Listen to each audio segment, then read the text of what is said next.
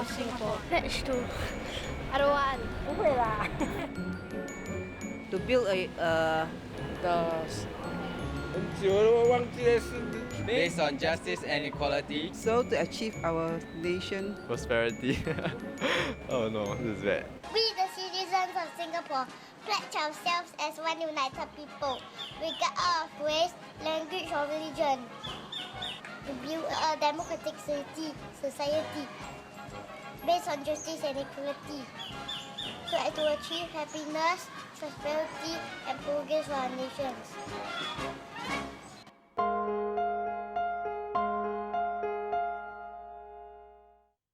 On 25th August 1966, 500,000 students across Singapore recited the National Pledge for the very first time.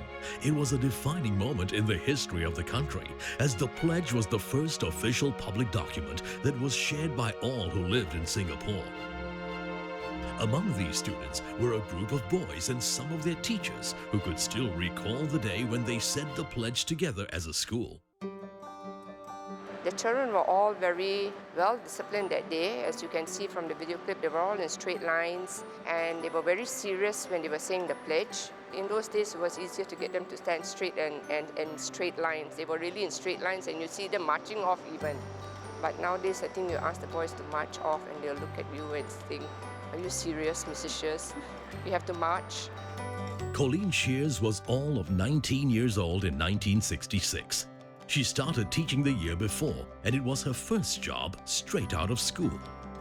But of course, the hand position has changed. Prior to that was this action. Then I remember it being this way, and my principal remembers it being this way. So, and now it's currently here, which is more meaningful, I think.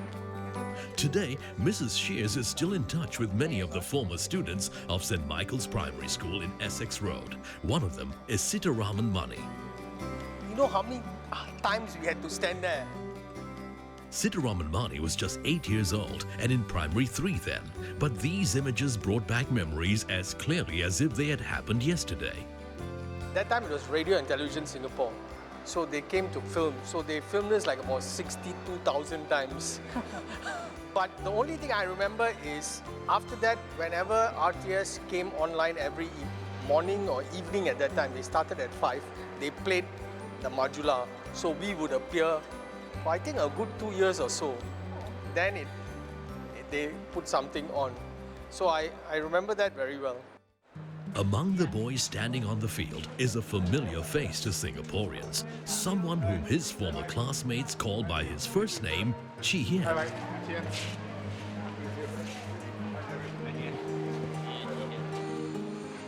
Whenever these old St. Michael's boys get together, there's always laughter and good times, just like today. We invited them back to the site of their former school to view this short black and white video clip and reminisce about their childhood and their thoughts on the pledge. Flag raising, you were the one who put the flag. Why was that? I was head prefect. That's what head prefects do. They also call enough. If I remember, I think we all took it very seriously because we knew it was a serious occasion. And we knew that, you know, you guys were coming to film us, so I think we took it all very seriously. All of us were probably very nervous. I think it was Mr. Evers. I think so. Mr. Evers saying it because we weren't told, right? Mr. Evers owned Clyde Evers, right? You always remember, regardless of race, language, or religion. He reflects very well all that we hold dear to us Singaporeans. And I remember now that Pledge has taken its present form where we put our right hand to our chest, I think in a way Singapore is where our heart belongs. Anthony Tung taught general subjects like maths, English and science, but specialized in physical education. The day they recited the pledge is still vivid to him. We were just told by the school principal that, oh, we have to learn the pledge and we have to teach the pledge. And that was it. We didn't know that it was coming, or all of a sudden there was this thing that happened. When I was looking through the words in the pledge, at that time, of course, we thought that is a pledge, and so it is to build nationalism and to be very proud of your own country. Sebagai rakyat yang bersatu padu, tidak kira apa bangsa, bahasa atau agama, berikrar untuk membina suatu masyarakat yang berdasarkan kepada keadilan dan kesamaan untuk mencapai kita, something like that. Yeah, so we said it in Malay. I think for me, this school in a way reflected the pledge because regardless of race, language or religion, we were all one. We had, we had Christian, Catholics, Hindus, we had Muslims, but it didn't matter to us. It reflected friendship, it reflected brotherhood. Even today, after all these years, we're all still friends. I think the pledge reflects who we were at that time and who we are now. It still stands. And then the pledge goes on to say what we must do as a nation. I think the pledge, as a Singaporean, I'd say the pledge is a living document for us. It is a reflection of us as a people. And I think what we as a country, and of course we have our issues and this, but to a large extent, we have kept to the principles of that pledge, especially racial harmony, equality for all, general happiness and progress.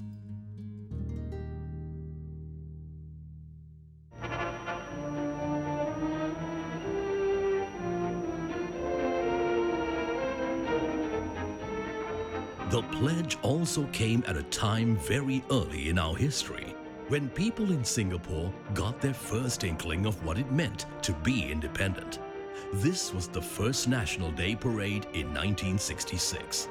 23,000 men, women and children participated in the National Day Parade, and an estimated 350,000 people came to celebrate the nation's first birthday. The event was also covered on national television. Early on, large crowds gathered to catch a glimpse of them, and every vantage point was quickly occupied.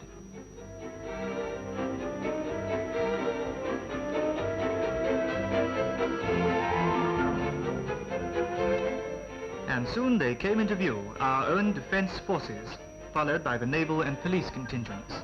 A stirring sight, and a precision performance that was greeted warmly by the citizens. It was the first time that they had had a chance, after a big parade, to see the participants march through the streets so that they could see them at close quarters.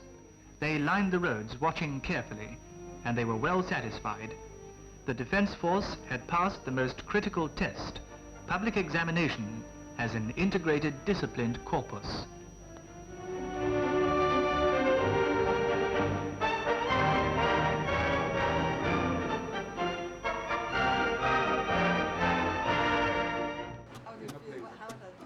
For Mr. Teng, saying the pledge was an affirmation of what it meant to be truly independent. As a teacher and as a Singaporean at that time, being the first time that was introduced, of course, you feel very proud that my country has come to a stage where we are now a nation. That is where the subject of loyalty, of the pride that you are in a country, you are the citizen, and you are a member of the World Organization, you feel very proud that you are recognized. It is this pride that we have in us that makes us move further to achieve what we want to do. And that's why we have the pledge to tell us, okay, we are living in a place, a very new nation, after the British has pulled out, and we have to build our own country. And that's why you could feel it at that time when it was introduced. 1, 2, 3. We, the citizens of Singapore, pledge ourselves as one united people, regardless of race, language, or religion, to build a democratic society based on justice and equality, so as to achieve happiness, prosperity, and progress for our nation. I think we were very proud today that we were the people who said the pledge first. It gives you a very good feeling that of your loyalty to the country. Because without a pledge, I don't know how are we going to identify ourselves. Looking back 40 years, 50 years, that outcome has been realized. And what we need to do is to continue to make it realizable. I think that is the great thrust of that pledge. And looking back on history and time, we have done what the pledge has asked us to do. For this St. Michael's boy, the pledge becomes even more important when it is seen within the context of the racial tensions he had witnessed as a child. I recall seeing the national servicemen being deployed with the police for the first time, and I was telling my friends, this is no joke, those are automatic weapons. Please speak louder. Yeah. Yeah. The racial riots were for real. I had relatives in Malaysia, and when I saw our national servicemen being deployed, it was something that really struck me, because it wasn't just a matter of play. This one is really pray. Because if anything went wrong, Singapore would really go up in flames. So yes, the racial harmony was more than words. The racial riots of 1964 are not something that could be easily forgotten, especially when you lived through the experience. Errol Goodenough was 17 when these riots took place. Although we were teenagers, we sort of like had front row seats, you know, from which we watched the very crucial developments in Singapore.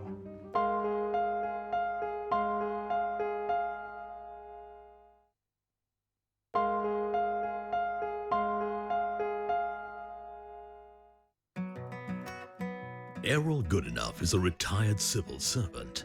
4-year-old Noah is his only grandchild. Well, I hope that when he's 64 years old, and if he's as happy with the outcome of the pledge at 64, then I'll be happy. Because I would like the pledge to have worked for him as it has done for me. Errol was in his last year at St. Andrews Secondary School, completing his A-levels when the pledge was first introduced. Although he was just a teenager back then, he remembers very clearly the days before Singapore's independence, which he felt set an important backdrop for the pledge that was written. Back then, I lived a pretty average school lifestyle, but because pressures were not as great as they are now, and there were less distractions then, we had more time to look more intensely at things that were happening around us. And I dare say we did so much more learning from events that happened outside the classroom rather than from textbooks. We went through so many struggles. We were confronted on basic issues of equality of race, equality of opportunities, and those 2 years were really reflections of how our problems became compounded.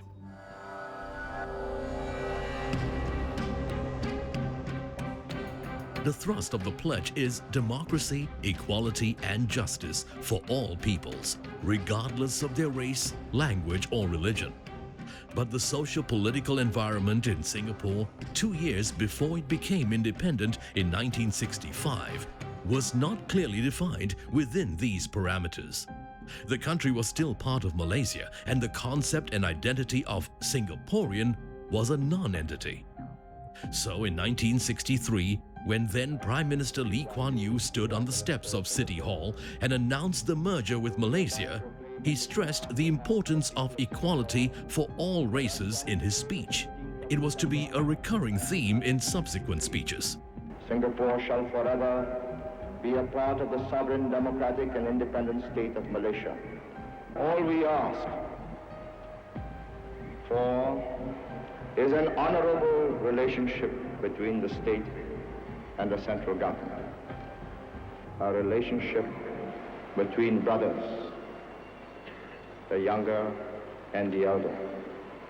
Not a relationship between master and servant. Merdeka! Merdeka! Merdeka! Merdeka! Less than 2 years later, then Deputy Prime Minister Toh Chin Chye also gave an impassioned speech against communalism, which underlined the great importance Singapore leaders then had put on equality for all, regardless of race. language, or religion. It must be a belief, a conviction, deep down in our hearts, that communalism in all forms must be abandoned. This is the task of the Malaysia Solidarity Convention. Our convention will preach the gospel of a Malaysian Malaysia, not a Malay Malaysia, not a Chinese Malaysia, not an Indian Malaysia, not a Dayak Malaysia, and so on.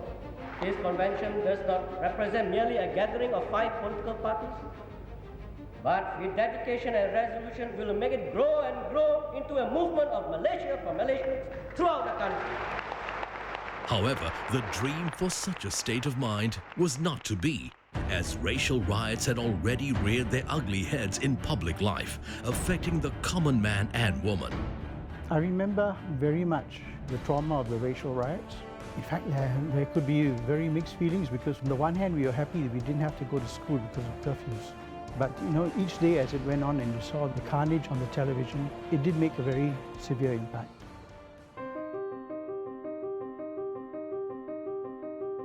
One of the most vivid images for those who remember were empty streets without a soul in sight in the middle of the day. During curfew, you were not allowed to go out of the house. You had to stay in. Errol was 17 years old then. Another teenager also remembers what it was like.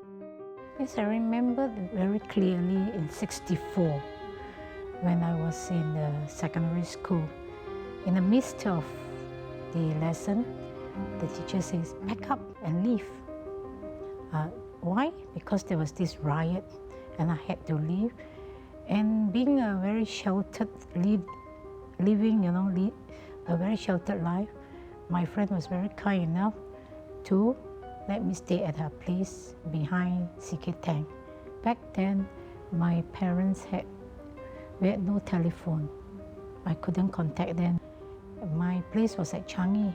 I didn't know how to go home because every day the driver would pick me home, you see?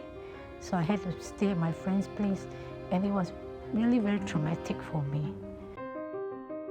The first of the 1964 race riots happened on the 21st of July.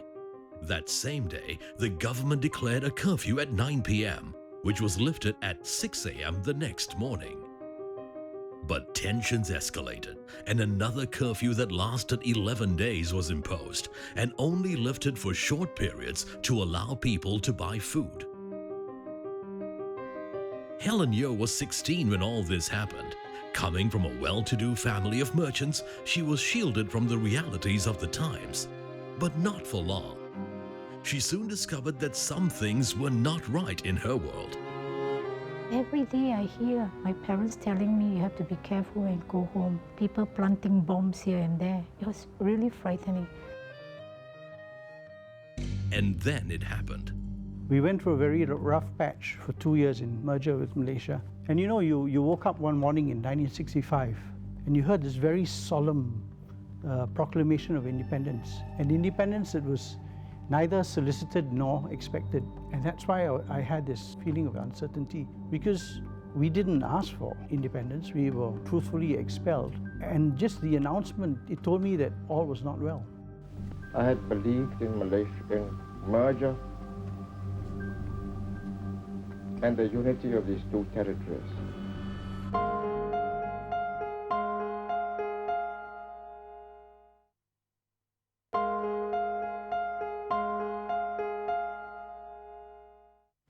I had believed in Malaysian merger and the unity of these two territories. And you know, you woke up one morning in 1965 and you heard this very solemn proclamation of independence. And independence that was neither solicited nor expected. On August 9th, 1965, on the steps of City Hall, then Prime Minister Lee Kuan Yew declared Singapore's independence from Malaysia.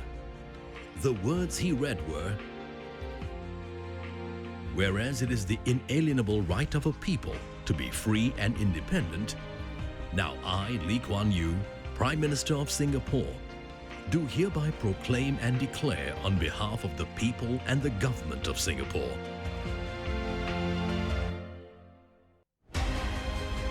that as from today, the 9th day of August in the year 1965, Singapore shall be forever a sovereign, democratic, and independent nation, founded upon the principles of liberty and justice, and ever seeking the welfare and happiness of her people in a more just and equal society.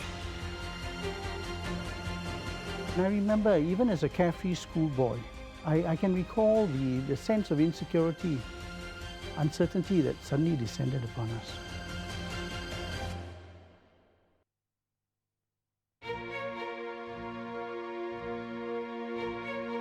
But the tone for a just and equal society was set for an independent Singapore.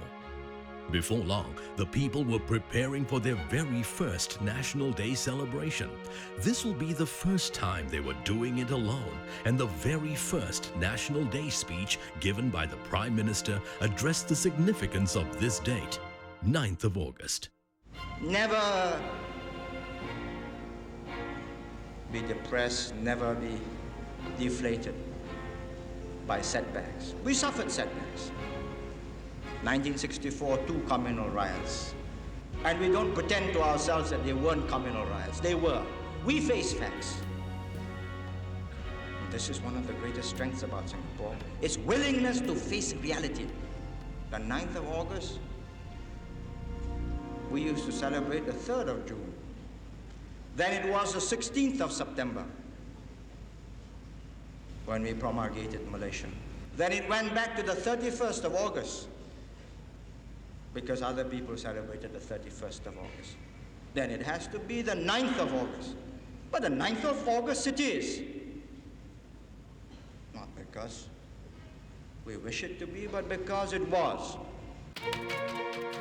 About 2 weeks later, the pledge as we all know it, we, the citizens of Singapore, pledge ourselves as one united people, regardless of race, language, or religion, to build a democratic society based on justice and equality, so as to achieve happiness, prosperity, and progress for our nation, was given out to all schools in Singapore for the very first time. Yeo Hong Eng remembers how it came to be. At that time, I was only a trainee teacher, and I was not involved in the executive council. So one morning when I went to school, suddenly the school authority says, now we have to say a pledge. It was in Chinese because I was teaching in a Chinese school. The principal asked the children to say after him the pledge. And we have to raise our hands like this. Yes, and we say the pledge. But later on, we realized that there were also the English version, the Malay version, as well as the Tamil version. I felt that it was very meaningful because at that time, the different races of Singapore were in their different enclaves. So this pledge would definitely bind them together. And it was very meaningful for all of us in Singapore. But as meaningful as the pledge was to people like Yeo Hong Eng then, the significance of its words had yet to take root. The idea of equality among all races did not materialize overnight. Changes were slow, not immediate. After that, you can see, that people were more tolerant. Of course, there's still tension, but people try to be more tolerant. At a speech given at an NTUC convention a month or so later, then Prime Minister pinpointed the mood of the country at a time when people were making plans to leave or stay in a newly independent Singapore. I believe you cannot be unaware of the new mood which has settled in Singapore. A quiet determination that we shall face whatever the difficulties, that we shall never be found wanting, that we will have sufficient resourcefulness to rise up to any new situations with which we can be presented. Let us exorcise any illusions in our minds as to what the world owes us. The world owes us no better a living than we can make for ourselves.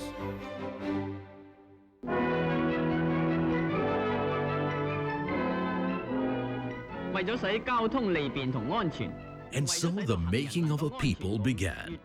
Public campaigns were launched using dialects to connect with a motley population. Then they came in 4 languages, which reinforced the presence of the 4 races. Ini semua bersebab dari kecuaian penghuni-penghuni rumah. Kawasan-kawasan kotor untuk nyamuk-nyamuk berkembang biak.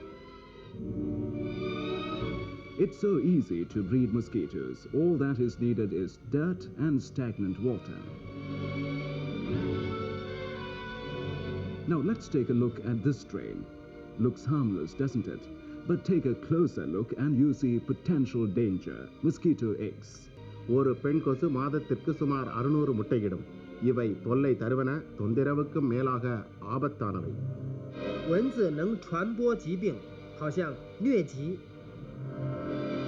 出血热和丝虫病，有人甚至患了病而死。要小心，别染上这些病。 It was within such a social setting that the pledge was written, one that was intended to unite and not divide. Now the pledge, coming within a year of separation, it had a very settling effect. It set the parameters of how Singapore would be governed and the ideals that we could look to.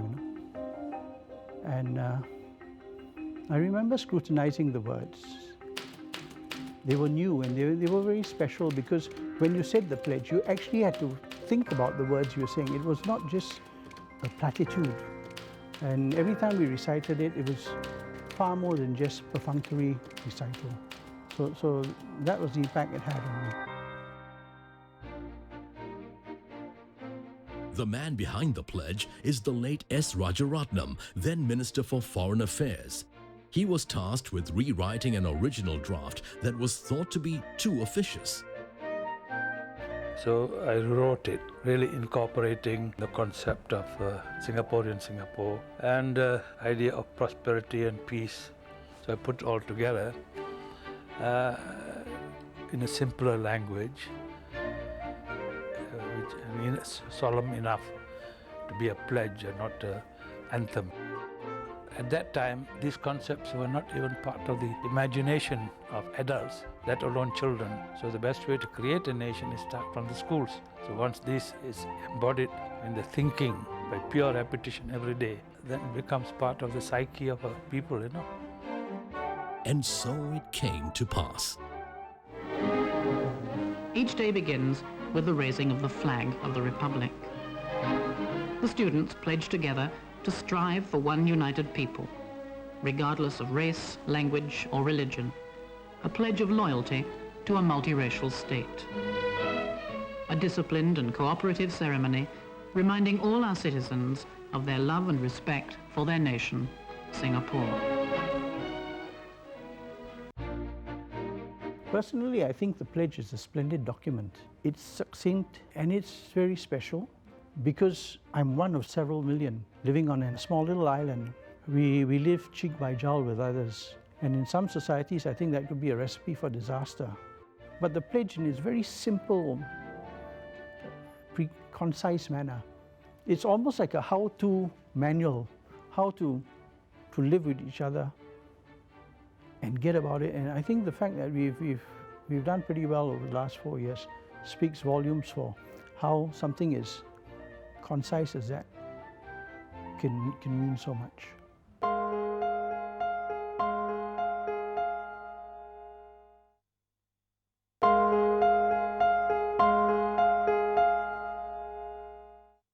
It's a symbol of our unity, and it represents about how we are supposed to stay together and help each other, regardless of our race or religion.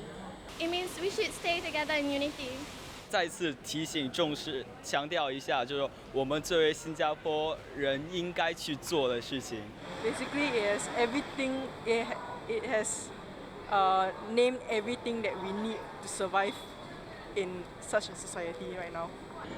Basically, it's like all the different races in Singapore. Then must be work as one, like as a team.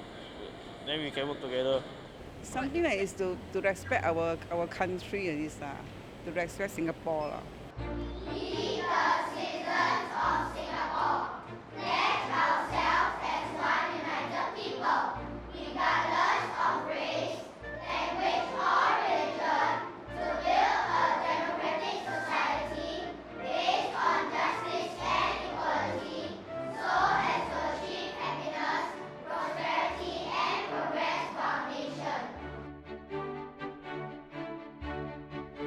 cast within today's context in 2012, these words have become a fact of life. 46 years ago, however, the changes to society were not immediately evident. Helen Yeoh was already a teacher in 1966. We have been reminded many times, and as teachers, you teach the pledge.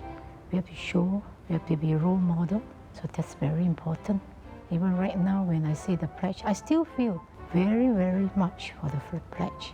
Every morning when I say the pledge, I still feel it. Sometimes I sit back and think, without this pledge, will we, no doubt we have prosperity and all that, but will we be as tolerant as today? Helen has been teaching for the past 47 years. One of her biggest concerns is whether her students today will understand the pledge and not take things for granted. The pledge is definitely relevant. It has to be relevant because it reminds the younger generation, look here, don't forget, we have to live in peace and harmony. Do you want to have prosperity? Live in peace and harmony. Understand one another's culture, custom, belief. No doubt we have different races and all that. Remember, we are one Singaporean.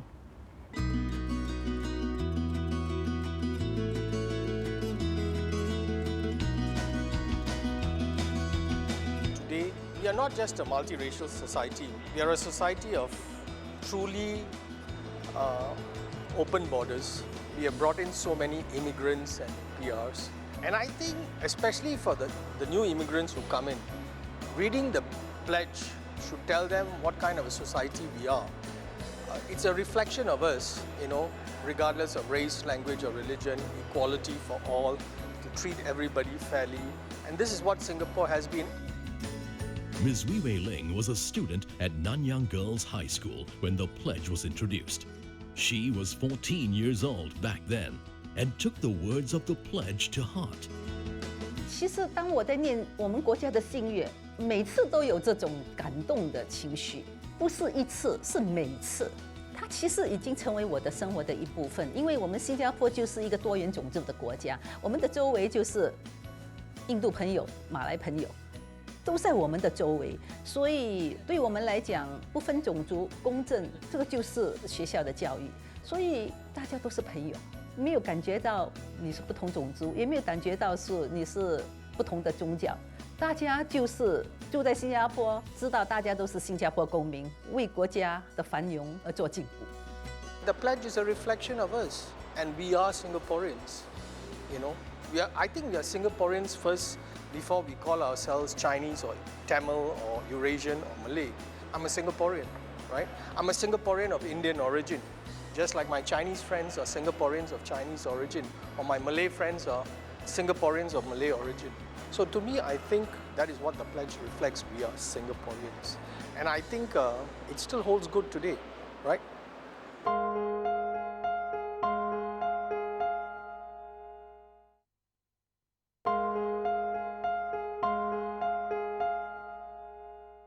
The pledge means to me that as Singaporeans, we are one united people, and the pledge unites us together. It's a unity among nations, the unity among the people here, among different cultures and different races. That we have to be one as a country. It means that I'm a Singaporean. Everything. Everything. Yeah. It means our loyalty to the country. I think that the pledge helps us have an identity. So we belong to Singapore, we are Singaporeans. I think the pledge tells us what we as Singaporeans must do. 感觉我们要爱国爱我们的国民了这些啦人民啦 We pledge to be a good citizen. Singapore citizen. As a Singapore citizen. Singapore's progression from how it was from a fishing village up to a big modern city like that. We the citizens of Singapore pledge ourselves as one united people, regardless of race, language or religion.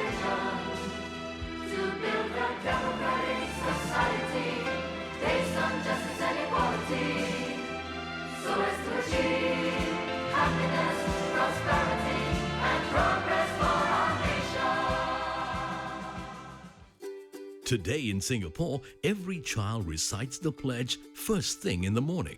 How will these words resonate with them as they grow older?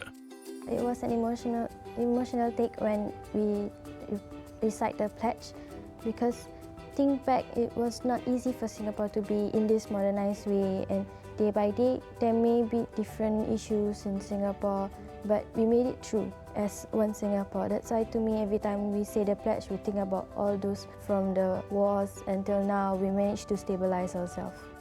I'm quite a patriotic person, so to me the pledge reminds me of what my role is as a Singaporean, and it just reminds me that I have a part to play also as a citizen of this country. The opening two sentences of the pledge is very meaningful. It says, "We, the citizens of Singapore, pledge ourselves as one united people." That is what brings us together. So I think the first line of the pledge is the most symbolic part. When you say the pledge to National Day, they always play back the flashback of Singapore and how we evolve, and then watching that is very touching. So when you say the pledge while that's rolling behind, it just makes you feel so proud. We, the citizens of Singapore, pledge ourselves as one united people, regardless of race, language, or religion, to build a democratic society based on justice and equality, so as to achieve happiness, prosperity, and progress for our nation. Back then, right, I was probably too young to fully understand and comprehend the words. And to a certain extent, we found it a chore actually to say the pledge and sing the national anthem and stuff like that. But now looking back, right, now analysing the words fully, it takes on a whole different meaning. Like it really symbolises and because after all, the pledge was made up in the 1966, right, during the whole racial riots thing, and I guess S. Rajaratnam said that, figured that it would be good to get the pledge to unite people. So on that front alone, it actually speaks a lot about how our country was in kind of like trouble last time, and look where we are now. The pledge really takes on a different meaning once you really sit down and analyse the words. The pledge for me is a reminder of who we are. I think I'm very proud of where I come from, because we don't just talk about solidarity and acceptance. I think we exemplify it, and more than that, I think it's natural.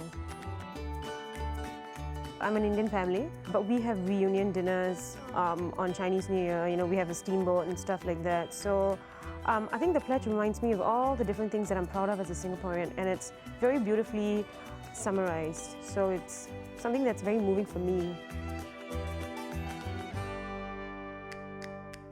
There are a few times when I have recited the pledge, and it has been a very moving experience for me. I think the first time was in the early 90s when Singapore hosted the 17th SEA Games. I was younger then, I think I was about 11, and we had to say the pledge. I felt very proud because, of course, my country was hosting the SEA Games, but also, I think as a young girl, I believed that the words were very moving for me. It's time to write another story of a love affair between you and me. It is invariably international sports events that brings home the sense of identity that the pledge has quietly and unobtrusively created. Pictures on TV, that's the side I always will remember. Taking chances, showing me the way. From way out there, we always were together. Now's your time to pass on the flame. Take this walk with me. We'll share the memories with your heartbeat next to me. So When we won the Tiger Cup, and I remember the next day when we came to school, we were all buzzing around. We were like, oh, we won. So like when the whole school was saying the pledge and saying the national anthem, it felt like, wow, like we were really, really proud to be Singaporeans. And the pledge and national anthem contributed to that feeling of patriotism. As for now, right, I just wish that more Singaporeans were appreciative of what we have. Like petty complaints, I keep on hearing petty complaints here and there every now, and I get very like fed up. Like, look where we are now. Like, I know it's not. I know. I mean, for me personally, right, I have everything where I want it to be right now on a whole Singapore basis. But I just wish that people would see it. Now I feel like people overlook it, but the pledge is quite critical nowadays. A lot of things are happening. Yeah, basically, now the pledge. I hope that people would look into it again, like how I would do it, or look into it now, because I feel that the pledge now, if we give it a thorough thought, I would think that it would resolve things. Truly, I hope that when people recite the pledge now, or when they don't, when they have conflicts or whatever differences that they would think of the pledge maybe. In recent years, Singaporeans' expression of the pledge has taken on a form and substance that is way beyond anyone's expectations. The SARS experience in 2003 and sewing the country's first fabric of the nation together are as Singaporean as it gets. Until today, I think a lot of people talk about racial tolerance, being one and things like that. But I think here in Singapore, we've got something really working for us.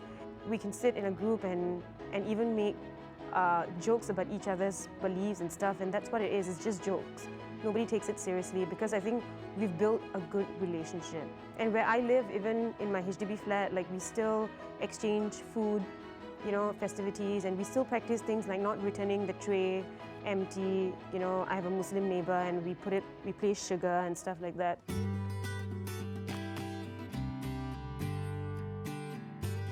我觉得经过了这么多年，信乐本身是有它的作用，而且是实现在我们的身上。因为很多时候我们跟外国朋友，同样是华人，可是大家对不同种族的看法都不一样。我深入的在分析，我是觉得那是因为新加坡的一个生活环境是不一样的，因为我们常常接触到不同的种族的朋友。 所以我们可以很明白，很清楚那个不同种族的需要。那么在生活方面，大家都比较能够容忍，大家也比较能够很好的相处。My hope for Singapore is, I look at my grandparents and my great-grandparents, and I see what they've achieved and created for us. And my hope for Singapore is that when I get to that place, and I'm slowly reaching there, my grandchildren, my great-grandchildren can say thank you to me for maintaining and establishing the home that is due to them. And I hope as we grow, we've achieved a lot for ourselves. I'm very proud of the little land that we were, the humble, little island that we were, and the place that we are in today. I'm very proud of where we've started and where we are today. I think it is good to have the pledge as a reminder of what it was before and where we could go back to, and not to take things for granted. We, the citizens of Singapore, pledge ourselves as one united people, regardless of race, language or religion, to build a democratic society based on justice and equality, so as to achieve happiness, prosperity and progress for our nation.